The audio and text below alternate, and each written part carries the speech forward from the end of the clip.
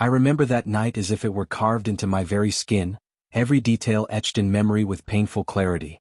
The room around me was dim, shadows stretching long against the walls. The only light came from the faint glow of my phone screen, casting a cold blue hue across my hands. From the kitchen, her laughter echoed, a light, melodic sound I used to believe was mine alone, something sacred she only shared with me.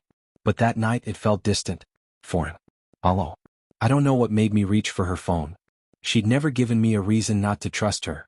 Not once. But some instinct, sharp and quiet like a whisper, urged me to look. And what I found shattered everything. It wasn't casual. Not the kind of messages you could explain away with a joke or a shrug. These were messages drenched in intimacy, in longing, in betrayal. Words that used to live only between us, now living in conversations with someone else. Asterisk, wish you were here instead. Last night was unforgettable. Asterisk, and then the one that broke me beyond recognition. Asterisk, I'm just tired of pretending. Asterisk, pretending. That was all I had been to her? A performance she could no longer keep up? I stood there frozen. Each word cut deeper than the last, like tiny blades beneath my skin. Her laughter, still floating in from the kitchen, felt like a slap. A sound that once brought me comfort now felt like mockery. I wanted to confront her. To scream. To ask why. But instead I turned around and walked out. No shouting. No accusations. I didn't slam the door, I simply closed it behind me the same way you close a book you can't bear to finish. I didn't block her. I didn't erase her from my phone. I didn't even change my routine. I just disappeared from her world. But not from the pain. The days that followed were like walking through ash. Every room in the house we once filled with love was empty, silent, haunted by the echoes of what used to be. Her toothbrush still stood beside mine like a cruel joke. Her sweater was still draped over the chair where she always tossed it. The scent of her perfume still clung to my pillow, stubborn and lingering, like the ghost of a life I no longer had. I tried to keep it together. Friends called, I let them go to voicemail. Family asked, I smiled, said I was tired. But inside I was unraveling piece by piece. Every time my phone lit up, my heart jumped, hoping for a message I wasn't sure I wanted to receive. For a long time it was nothing. Then the messages began. Asterisk, where are you? Why did you leave? Talk to me, please. Asterisk. I read every one of them. Let the words wash over me like salt on a wound. But I never replied. She didn't deserve my words. Not after what I'd seen.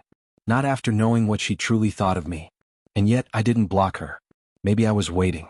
Maybe I wanted her to feel a fraction of the hollow ache that lived inside me. Or maybe I just couldn't let go. Because no matter how much she hurt me, she was still her. And that was the cruelest part. The nights were the worst. That's when silence wrapped around me like a noose.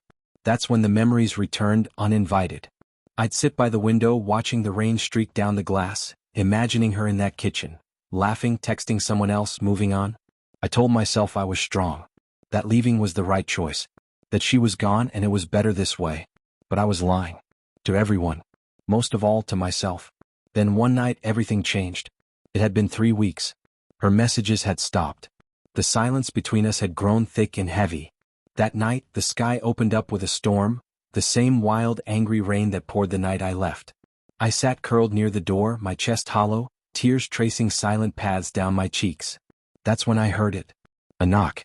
Faint. Almost unsure. Then again, louder, firmer. I opened the door. There she stood. Drenched. Shivering. Mascara streaked down her face. Hair clinging wetly to her skin. She didn't look like the woman I left behind. She looked destroyed. Like someone who had finally seen the full cost of her betrayal.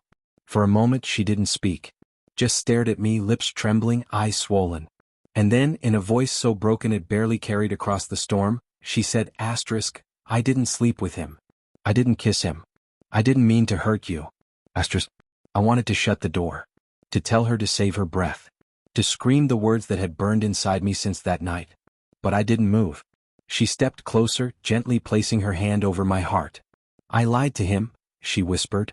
Asterisk, I told him things I didn't mean, trying to feel something that I'd lost in myself. Not because of you. I thought I needed something different.